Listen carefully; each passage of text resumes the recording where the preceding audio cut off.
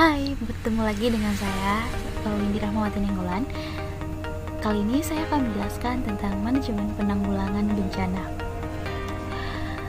Dalam penanggulangan bencana itu ada 4 tahap. Yang pertama adalah tahap pencegahan, yaitu untuk mengurangi serta mengulangi resiko bencana. Yang kedua adalah tahap 2, yaitu tangkap darurat, dilakukan menjelang sebuah bencana akan terjadi. Yang ketiga ada tahap rehabilitasi, dilakukan saat kejadian bencana terjadi. Dan yang terakhir ada rekonstruksi, biasanya dilakukan setelah terjadinya bencana. Dalam upaya menerapkan manajemen penanggulangan bencana dilaksanakan melalui 3 tahapan sebagai berikut. Yang pertama, tahap prabencana yang dilaksanakan ketika sedang terjadinya bencana dan ketika sedang dalam ancaman potensi bencana. Kemudian tahap tangkap darurat yang dirancang dan dilaksanakan pada saat sedang terjadinya bencana. Yang terakhir ada tahap pasca bencana yang dalam saat setelah terjadinya bencana. Siklus atau tahap penanggulangan bencana yaitu dari tangkap darurat, kemudian ke pasca bencana, aksi pemangku kepentingan, dan pra bencana. Kemudian ada manajemen penanggulangan bencana. Yang pertama ada manajemen risiko bencana, dilakukan ketika mitigasi, kesiapsiagaan, dan pra bencana. Kemudian yang kedua ada manajemen kedaruratan, dilakukan saat bencana terjadi. Sedangkan ada manajemen pemulihan, yaitu dilakukan saat pasca bencana. Kegiatan yang secara umum dapat dilakukan pada tahapan ini adalah yang pertama adalah membuat peta atau denah wilayah yang sangat rawan terhadap bencana. Kedua, pembuatan alarm bencana, membuat bangunan tahan terhadap bencana tertentu, dan memberi penyuluhan serta pendidikan yang mendalam terhadap masyarakat yang berada di wilayah rawan bencana. Kemudian masuk kita ke tahap kesiapsiagaan. Tahap kesiapsiagaan dilakukan menjelang sebuah bencana akan terjadi. Pada tahap ini, alam menunjukkan tanda atau signal bahwa bencana akan segera terjadi. Maka pada tahap ini, seluruh elemen terutama masyarakat perlu memiliki kesiapan dan selalu siaga untuk menghadapi bencana tersebut. Pada tahap ini, terdapat proses rencon yang merupakan singkatan dari rencana kontingensi.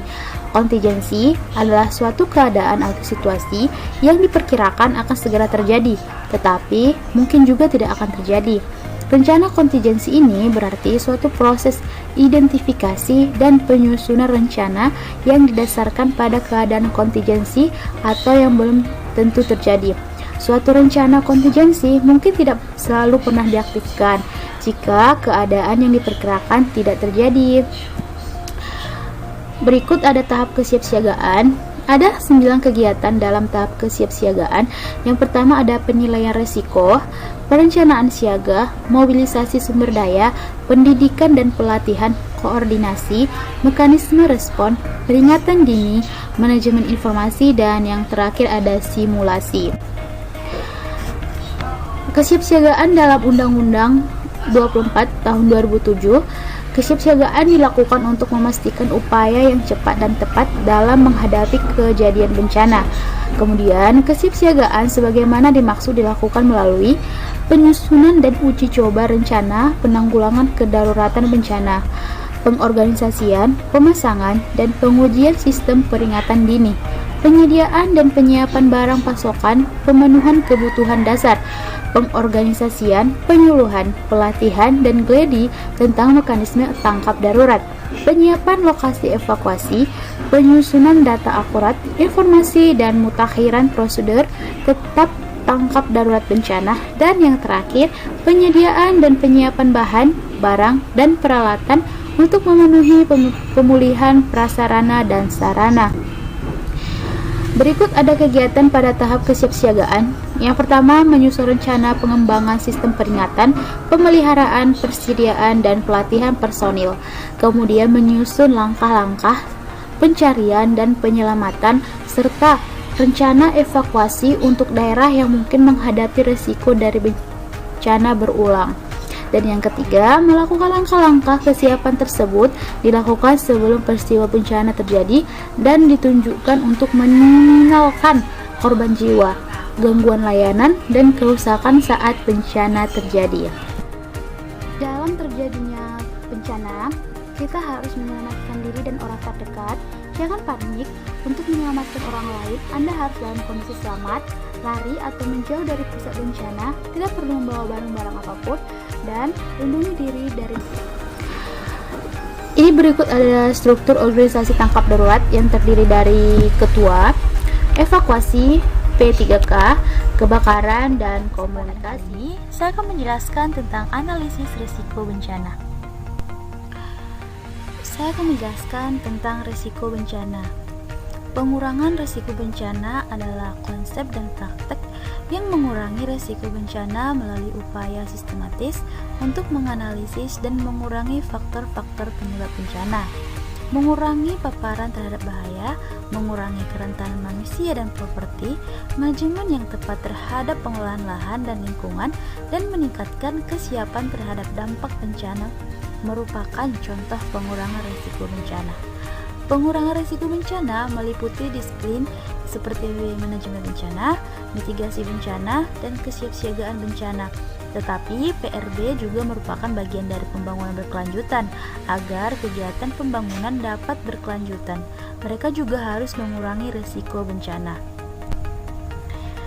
Penanganan bencana di dunia telah mengalami perubahan paradigma, yaitu dari responsif menjadi preventif, dari sektoral menjadi multisektor, dari tanggung jawab pemerintah semata menjadi tanggung jawab bersama, dari sentralisasi menjadi desentralisasi, dan dari tangkap darurat menjadi pengurangan risiko bencana.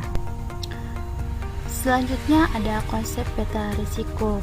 Risiko bencana dapat dinilai tingkatnya berdasarkan besar kecilnya tingkat ancaman dan kerentanan pada suatu wilayah. Analisis risiko bencana dapat dilakukan dengan berbagai metode, salah satunya adalah metode pemetaan berbasis sistem informasi geografis yang menghasilkan pertama ada peta ancaman, peta kerentanan, peta kapasitas, dan peta risiko bencana. Analisa risiko bencana bisa dihitung, yaitu ancaman dikali kerentanan per kapasitas. Tujuannya adalah menentukan tingkat risiko bencana berdasarkan hasil kajian terhadap ancaman, kerentanan, dan kapasitas. Metode ini menggunakan kajian yang diterapkan oleh BNPB Perkara nomor 2 tahun 2012. Menggunakan 3 kelas interval tingkat risiko, yaitu tingkat nilai 3, sedang nilai 2, dan rendah nilai 1. Nah, kemudian ada akibat dan dampak dari bencana. Yang pertama dari bencana geofisika, yaitu ada gempa bumi, tsunami, letusan Merapi. Yang kedua ada bencana iklim, ada angin topan, banjir, longsor, kekeringan, abrasi, dan rob. Bencana lingkungan, ada kebakaran hutan dan epidemi. Dampak dari bencana ini bisa berdampak dalam dampak sosial, ekonomi, fisik, dan dampak lingkungan. Dampak sosialnya contohnya dari meninggal, sakit, dan trauma. Sedangkan dari dampak ekonomi, kehilangan sumber pendapatan, kegagalan panen. Dan dampak fisik, kerusakan bangunan dan kerusakan prasarana. Sedangkan dari Nah, yang ini seperti yang sudah saya jelaskan tadi, risiko bencana itu dapat dihitung dan ada geofisika, hidroklimatis, biologis, teknologi, dan sosial. Itu bisa berdampak kepada sosial, ekonomi, fisik, maupun ekologi. Kemudian langkah-langkah analisis risiko bencana, yaitu melalui strategi mitigasi dan upaya penanggulangan dampak bencana gempa bumi. Yang pertama ada bangunan harus dibangun dengan konstruksi tahan getaran atau gempa, khususnya di daerah rawan gempa. Perkuatan bangunan dan fasilitas umum dengan mengikuti standar kualitas bangunan yang tinggi, perkuatan bangunan vital yang telah ada, zonasi daerah rawan gempa bumi dan pengaturan penggunaan lahan, pendidikan dan penyuluhan kepada masyarakat tentang bahaya gempa bumi dan cara-cara penyelamatan diri jika terjadi gempa bumi. Dan yang terakhir ada persiapan alat pemadam kebakaran, peralatan penggalian, dan peralatan perlindungan masyarakat lainnya. Nah, selanjutnya ada teknik penilaian risiko. Yang pertama ada metode kualitatif melalui curah pendapat, terus evaluasi kelompok. Selanjutnya pertimbangan ahli dan spesialis, dilakukan wawancara terstruktur dan membagikan kuesioner. Sedangkan dari metode kuantitatif, pertama ada analisis dampak, analisis biaya siklus hidup, analisis jaringan, analisis probabilitas, simulasi atau model komputer, analisis statistika, dan survei kepuasan masyarakat. Dalam pengurangan risiko bencana menjadi sangat penting dikarenakan yang pertama, bencana adalah masalah yang kompleks, yaitu dari faktor lingkungan hingga pembangunan. Yang kedua, ada kesiapan secara konvensional perlu, namun belum lengkap dan menyeluruh. Selanjutnya ada pemanduan dan pengurustamaan pengurangan risiko bencana dalam pengambilan keputusan dan kegiatan sehari-hari, memberikan kontribusi pada pembangunan yang berkelanjutan. Pada kesempatan kali ini, saya akan menjelaskan tentang pertolongan pertama pada gawat darurat atau PPGD dalam kedaruratan bencana. Kita langsung ke materi ya. Sini saya akan menjelaskan pengertian dari PPGD tersebut. PPGD merupakan salah satu tindakan untuk memberikan pertolongan pertama pada korban yang mengalami PPGD. Merupakan singkatan dari pertolongan pertama pada kecelakaan dan ditolong dengan secepat-cepatnya agar korban selamat. PPGD memiliki tujuan antara lain 1. Mencegah terjadinya kematian, mencegah terjadinya cacat tubuh, mencegah kerusakan yang lebih luas, mencegah terjadinya infeksi, dan mencegah rasa sakit pada korban. Kemudian ada prinsip dasar pertolongan pertama pada gawat darurat atau PPGD dalam kedaruratan bencana. Alat-alat perlindungan diri yang sebaiknya dipakai antara lain adalah sarung tangan, kacar mata pelindung, baju pelindung, masker pelindung, dan helm. Setelah memakai seperangkat alat perlindungan diri, maka dilanjutkan ke penanganan korban tahap pertama, yaitu dengan menggunakan langkah danger atau bahaya, respon atau kesadaran, circulation atau peredaran darah, posisi miring mantap, resusitasi jantung paru atau RJP, dan airway control, penguasaan jalan napas. Jenis-jenis dan langkah pertolongan pertama pada gawat darurat. Yang pertama ada pendarahan. Pendarahan adalah rusaknya dinding pembuluh darah yang diakibatkan oleh luka paksa atau penyakit sehingga darah keluar dari tubuh melalui luka seperti luka robek, luka sayatan, luka tusuk, dan lain-lainnya. Evakuasi atau pemindahan korban adalah suatu cara yang digunakan untuk menyelamatkan korban ke tempat yang lebih aman. Dengan memindahkan korban, maka akan membantu dalam proses penanganan korbannya. Penanganan korban yang salah akan menimbulkan cedera lanjut atau cedera. Tujuan dari evakuasi yang pertama ada menyelamatkan jiwa, mencegah cacat, membantu proses penyembuhan, dan memindahkan dari tempat berbahaya ke tempat yang lebih aman. Kemudian ada transportasi. Transportasi merupakan kegiatan pemindahan korban dari tempat darurat ke tempat yang fasilitas perawatannya lebih baik, seperti rumah sakit. Biasanya dilakukan bagi pasien atau korban cedera cukup parah sehingga harus dirujuk ke dokter. Berikut adalah tata cara pemindahan korban. Yang pertama adalah dasar melakukan pemindahan korban. Apakah aman, stabil, cepat pengawasan korban, pelihara udara agar tetap segar. Yang kedua adalah syarat pemindahan korban. Keadaan umum korban cukup baik, tidak ada gangguan pernapasan, pendarahan sudah diatasi, luka sudah dibalut, dan patah tulang sudah dibidai. Yang ketiga adalah pelaksanaan pemindahan korban. Perlu dilakukan pemantauan dari korban tentang 1. Keadaan umum korban, sistem persyaratan atau kesadaran, sistem peredaran darah, denyut nadi dan tekanan darah, sistem pernapasan, dan bagian yang mengalami cedera. Sistem penanggulangan gawat darurat terpadu atau SPGDT dan bencana. Yang pertama ada sistem penanggulangan gawat darurat terpadu. Secara umum, SPGDT adalah sistem koordinasi berbagai unit kerja atau multisektor didukung berbagai kegiatan profesi, multidisiplin, dan multiprofesi untuk menyelenggarakan pelayanan terpadu penderita gawat darurat dalam keadaan bencana maupun sehari-hari. Kemudian ada tujuan dari SPGDT tersebut. Yang pertama ada mendapatkan kesamaan pola pikir atau persepsi tentang SPGDT, memperoleh kesamaan pola tindak dalam penanganan kasus gawat darurat dalam keadaan sehari-hari maupun bencana. Paradigma pelayanan medis, pergeseran orientasi dari professional driven menjadi client driven, pelayanan medik terintegrasi atau holistic continuum. Kemudian ada evidence-based medicine, fakta yang benar. Kemudian yang terakhir ada medicine by law. Industri pelayanan medik mengandung unsur ekonomi, sosial, dan profesional. Undang-undang perlindungan konsumen tidak dapat diterapkan. Kita masuk ke evakuasi. Jadi evakuasi ini ada sarana prasarana evakuasi minimal. Yang pertama ada alat, bahan, obat, bantuan hidup dasar. Kedua ada cervical coral atau spilled, short serta long spin board, wallet serta scoop stitcher. Yang kedua ada jenis evakuasi. Evakuasinya ada dibagi menjadi 3 macam, yaitu evakuasi darurat, segera, dan biasa. Yang bagian ketiga ada hal-hal yang diatur khusus. Pertama, petunjuk pelaksanaan permintaan dan pengiriman bantuan medis dari rumah sakit rujukan. Kemudian ada protap pelayanan gawat darurat di tempat umum. Kemudian pedoman pelaporan penilaian awal atau cepat atau RAH. Pelatihan, simulasi, dan koordinasi untuk peningkatan kemampuan SOM. Dan yang terakhir ada pembiayaan dengan jumlah yang cukup.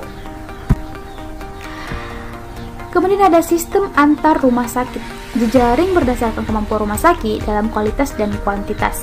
Pertama, evakuasi antar rumah sakit dan dari pra-rumah sakit. SIM atau manajemen sistem informasi untuk menghadapi kompleksitas permasalahan dalam pelayanan. Ketiga, koordinasi dalam pelayanan rujukan, diperlukan pemberian informasi kepada pasien dan pelayanan yang dibutuhkan. Dan yang terakhir ada pelatihan, simulasi, dan koordinasi untuk meningkatkan kemampuan SOM. Saya akan menjelaskan tentang manajemen korban massal. Pengertian dari korban massal. Korban massal adalah korban akibat kejadian yang relatif banyak. Penyebabnya itu timbul korban massal adalah bencana alam, bencana buatan manusia, dan bencana khusus. Sistem penanganan korban massal ada 3. Yang pertama ada pentalaksanaan bencana korban massal.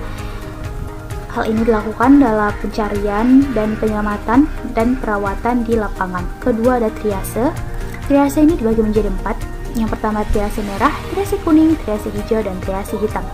Kemudian ada pos medis lanjutan, didirikan pada tempat yang cukup dekat untuk ditempuh dengan berjalan kaki dari lokasi bencana 50-100 meter. Disaster Victim Identification atau DVI dalam penanggulangan bencana. Disaster Victim Identification atau DVI adalah suatu prosedur yang telah ditentukan untuk mengidentifikasikan korban meninggal secara ilmiah dari sebuah insiden atau bencana massal berdasarkan protokol Interpol dan merupakan suatu prosedur yang sah dan dapat dipertanggungjawabkan hasilnya kepada masyarakat dan hukum. Manfaat dari Disaster Victim Identification ini adalah 1. Merupakan bagian dari suatu investigasi, bermanfaat dalam merekonstruksi penyebab suatu bencana, diperlukan untuk proses identifikasi positif sehingga segala kepentingan hukum yang menyangkut kematian seseorang dapat terselesaikan, misalnya yang mengangkut kepentingan sivil, legal aspek atau asuransi, warisan, status, dan sebagainya. Kemudian ada DVI ini diperlukan karena pada banyak kasus, identifikasi secara visual tidak dapat diterapkan karena korban yang sudah tidak mungkin lagi dikenali. Fase-fase dalam Disaster Victim Identification. Fase-fase operasi DVI ini dibagi menjadi 5 fase. Yang pertama fase 1, TKP, fase 2, postmortem, fase 3, antemortem, fase 4, rekonsiliasi, dan fase 5, debriefing. Pada fase 1 atau TKP, berfungsi untuk menetapkan prosedur DFI, mencari, menemukan, mencatat sisa tubuh dan barang. Tempat insiden harus dianggap sebagai TKP. TKP harus diteliti dan membuat catatan sebelum sisa tubuh dipindahkan. Kerjasama dengan pihak terkait di TKP dan form DV4 warna pink. Dalam fase 2 atau postmortem, fungsinya ini adalah melakukan pemeriksaan mayat properti, dan lain-lain, mencatat hasil pemeriksaan dokumentasi, pengambilan sidik jari, pengambilan sampel DNA, dan mencatat hasil dalam form DF warna pink. Kemudian ada fase 3 atau antemortem. Fungsinya ini mengumpulkan dan analisis info tentang orang hilang dan dari keluarga atau teman, menyusun daftar orang hilang, mengumpulkan DNA kerabat, dan mengumpulkan data properti yang dimiliki sebelum kematian. Selanjutnya ada fase keempat atau rekonsiliasi. Fungsinya ini membandingkan data AM dengan PM, penetapan suatu identifikasi, dan mengkonfirmasi apakah hasil yang dicapai sudah memuaskan semua pihak atau tim. Yang terakhir ada fase kelima atau debriefing. Kegunaannya lah meninjau kembali pelaksanaan di 4, mengenali dampak positif dan negatif operasi di 4, menentukan keefektifan persiapan tim di VI secara psikologi, melaporkan temuan serta memberikan masukan untuk meningkatkan operasi berikutnya. Weekend 3. Kali ini saya akan menjelaskan tentang manajemen sarana dan logistik. Apa sih manajemen sarana dan logistik ini? Kita akan bahas pada penjelasan yang akan saya jelaskan pada kesempatan kali ini. Manajemen logistik adalah suatu proses atau kegiatan perencanaan, pengendalian, dan pelaksanaan dalam pengelolaan barang atau material, mulai dari penentuan dan pengadaan barang, penyimpanan barang, penyaluran barang, dan pemeliharaan barang, penghapusan barang, dan pengendalian barang dengan tujuan untuk memenuhi kebutuhan. Sarana pengungsian merupakan tempat penampungan yang bebas dari bencana. Dalam merencanakan dan melokasikan para pengungsi di lingkungan yang baru, harus mempertimbangkan dampak kesehatan lingkungan yang akan dihadapi dan yang akan mereka timbulkan di lingkungan tersebut. Hal yang harus dilihat yaitulah kualitas permukiman dan kesehatan dan tempat bernaung jangka pendek. Faktor utama pendukung lancarnya logistik penanggulangan bencana itu, yang pertama ada kemampuan infrastruktur, kedua ketersediaan dan jumlah alat transportasi baik secara nasional, regional, lokal maupun setempat. Perlu mempertimbangkan faktor politis dan konflik dan masyarakat. Dan yang terakhir, efektivitas sistem logistik dan peralatan ini sangat dipengaruhi oleh sistem informasi dan pengendaliannya. Rantai pasokan dalam sistem manajemen logistik dan peralatan berdasarkan kepada tempat atau titik masuknya logistik, gudang utama, gudang penyalur, dan gudang penyimpanan terakhir di pos komando. Proses manajemen logistik dan peralatan terdiri dari 1. Perencanaan atau inventarisasi kebutuhan, kedua pengadaan dan penerimaan, ketiga pergudangan dan penyimpanan, pendistribusian, pengangkutan, penerimaan, tujuan, dan pertanggungjawaban. Menurut Lumenta tahun 1990, terdapat 3 tujuan manajemen logistik, yaitu tujuan operasional, yaitu terjadinya barang serta bahan dalam jumlah yang tepat dan mutu serta waktu yang dibutuhkan. Tujuan keuangan, yaitu terlaksananya tujuan operasional dengan baik, biaya serendah-rendahnya dengan hasil yang optimal. Dan yang ketiga ada tujuan pengaman, agar persediaan tidak terganggu oleh kerusakan pemborosan, penggunaan tanpa hak, pencurian, dan penyusutan yang tidak wajar lainnya, serta nilai persediaan yang sesungguhnya dalam sistem akuntansi. Fungsi manajemen logistik.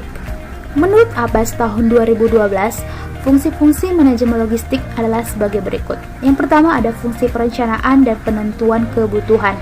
Fungsi ini mencakup aktivitas dalam menetapkan sasaran-sasaran, pedoman, pengukuran penyelenggaraan bidang logistik, penentuan kebutuhan merupakan perincian atau detail dari fungsi perencanaan, bila mana diperlukan semua faktor yang mempengaruhi penentuan harus diperhitungkan. Kemudian ada fungsi penganggaran.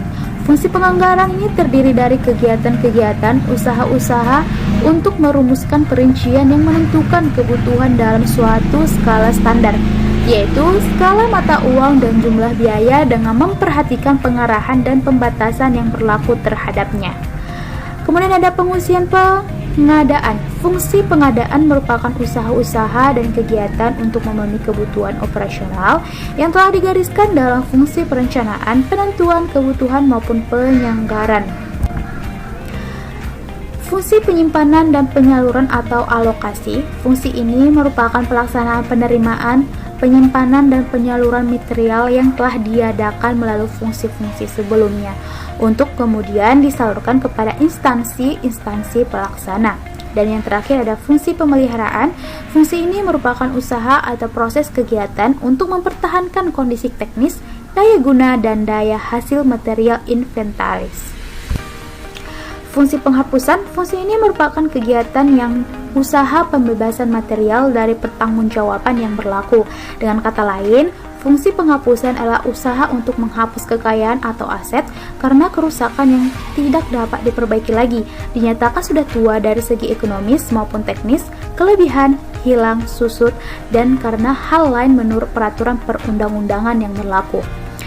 Fungsi pengendalian. Fungsi ini merupakan inti pengelolaan perlengkapan yang meliputi usaha untuk memantau dan mengamankan keseluruhan pengelolaan logistik. Dalam fungsi ini diantaranya terdapat kegiatan pengendalian inventarisasi atau inventory control dan expediting yang merupakan unsur-unsur utamanya. Sekian penjelasan dari saya. Jika ada yang kurang, saya mohon maaf. Saya tutup dengan salam. Assalamualaikum warahmatullahi wabarakatuh.